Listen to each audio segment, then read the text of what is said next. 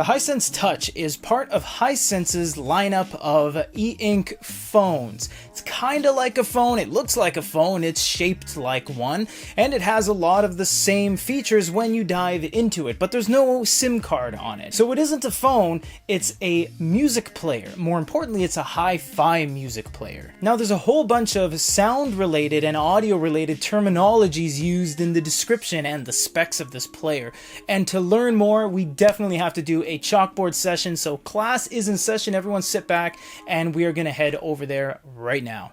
When reading the specs of this device, whatever site you've read it on, there are 5 terms that are pretty confusing even to us. Hi-Fi, ES9038 plus ES9603 chip, support of 384 kilohertz by 32-bit output, AAC stereo 1216 speakers, and 122 decibel range.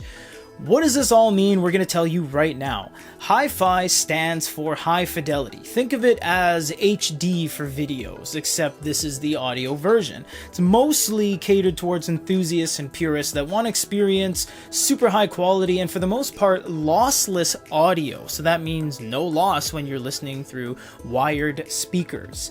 Next on the list, which is very confusing, is ES9038 plus ES9603 Hi-Fi chip. Well, this is basically just the name of the high-end headphone amplifier. So it would be the same as those models you find on your video cards for your computer, like 1080, 1420, etc. You can actually buy the chips as is if you want to do some testing on Ali. So they are headphone amplifier chips, just to sum it up in the most layman terms possible. Next one is support for 384 kilohertz and 32-bit output. Higher kilohertz, higher bit output means higher quality. Think of this as the graphics of audio. You have graphics for video games and stuff like that. This is the graphics of the audio world. AAC 1216 stereo speakers.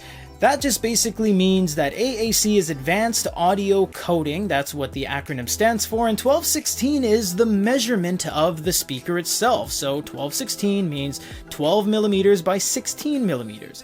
And why this is important is because they're identical on both outputs of the stereo. For example, the Apple iPhone is 820 by 1116, meaning they're different sizes. Samsung S20 is 1310 by 1016, so they are different sizes. If you have stereo linear with the exact same measurements, that means the sound is going to be equally as good from stereo left and stereo right. 122 decibels. Well, decibel is the sound level. That's how loud something is without being all crackly and stuff like that. The average phone runs at around 70 to 75 decibels, whereas the Touch is 122, so almost double.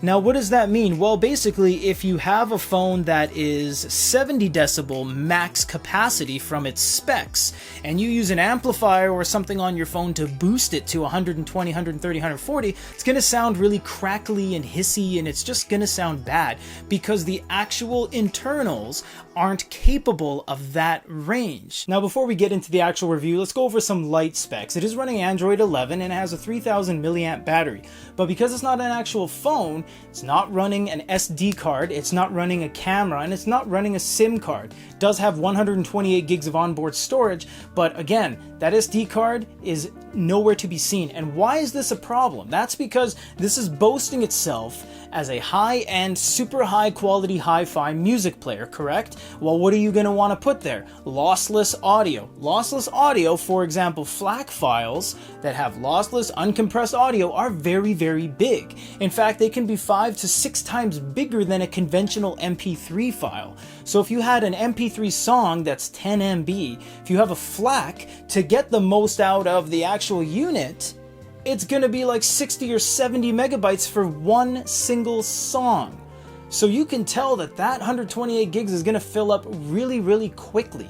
Another thing before we continue, if you stream or use wireless audio, you aren't going to get the same output specs. The only way technically you can get whatever the output specs are of this phone's internal audio hardware is if you use a hardwired 3.5mm headphone jack input, because that ensures that there is no loss between the actual device itself and the connection itself.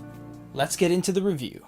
Inventing the wheel. It is very much kind of like a smartphone. You have all your stuff down below, all your stuff up top, etc. So we're going to swipe the top down, and what we have is some things at the top. Floating ball, you have screenshot, auto rotate, all the typical kind of things you're going to find on a smartphone, and you have your backlight on and off, and you can actually change the color and the intensity of the black light to the kind of blue lights or what have you. You can also choose some presets for the mode, so you can do balance mode, clear, smooth, or speed, and that's just something we're going to show you in a little bit later when we play a video. This is running Android, so you do have the ability to sideload in your own apps, and they do have their own app store. It's an alright app store, but the majority of the content is going to be Chinese, obviously because this is a Chinese catered device. So you're going to have to just kind of deal with that. If you do want to sideload in APKs, you can. You just go to the web browser, sideload in APKs, away you go. The settings have also been completely redone from the HiSmart OS over to this One Touch OS, they're calling it. You have all these nice little logos in the bottom right corner, and yes, you do still have the e-ink button. The e-ink button is on the side of the unit here in blue, whereas the power button does not have a marking on it. This one allows you to do different things like assign short press, double press, or long press. For example, if I do a short press, it is set to screen refresh. If I double click, it's going to turn on or off the backlight respectively, and long press will do something as well. You can also go down here to the e-ink introduction, and it'll tell you exactly about what the e-ink button does for different things. It's really cool, and you have found this on many iterations of the Hisense smartphones like the A5, the A6, the A5 Pro, etc. You also have ink screen settings, and if you look at the top of the video, you'll see a card for what all these mean. We did an individual video on all of this, so if you want to learn more about that, you can watch that. In the sounds menu, you will see hi-fi, and as we said earlier, it is only going to work if you plug in something to the headphone jack. If you do not, and you're streaming with maybe slow internet, or even if you have really fast internet, there's always going to be loss, there's always going to be buffering and loading. The only way to truly get it is if you have files on your unit itself and you are using a wired headset. You also have some EQ settings in the menu, but you need to plug in a Dirac HD sound headset in order to use it. Otherwise, you actually can't use it. So that needs to be plugged in before this will actually work. As we mentioned earlier, you get that 128 gigs of storage, but with only about 20 MB of content loaded on here, you actually only get 99.1 gigabytes. So almost 30 gigs is dedicated to just the software itself and nothing else.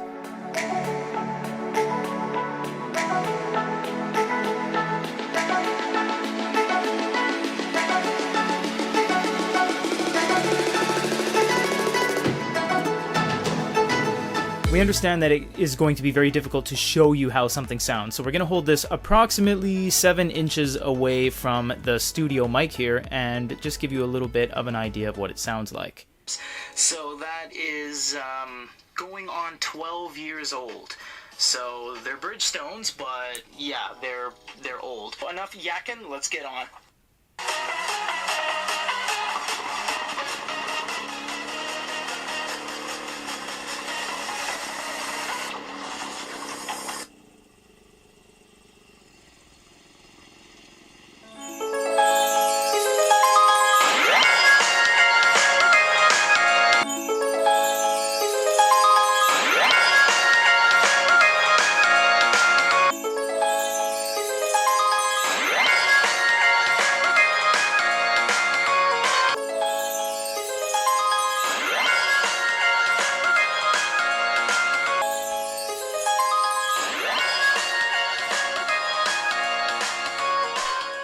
Probably the best sound I've ever heard from a consumer electronic device, period. It's nearly twice as loud as any other phone in its class and has no hissing, no crackling, no peaking of any kind. You can hear this not only in the room, it doesn't just fill a room, you can hear this outside your house. Is it a smartphone? No. Has a lot of smartphone personality to it, but it's not.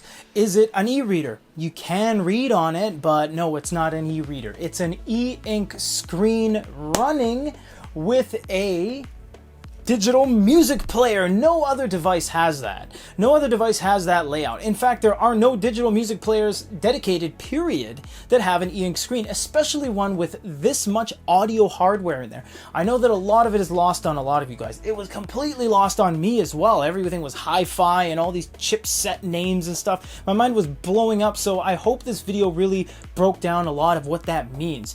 What it means is that it's a really high quality music player, and if you want one, you can get it from the Good eReader store. If you have any questions, it'll be down below. Follow Good eReader at goodereader.com/blog/shop. Follow me at Toge Trial. All the link will be down below. If you have any other things you want to suggest to us, let us know. For goodereader.com and another amazing review, this is Peter.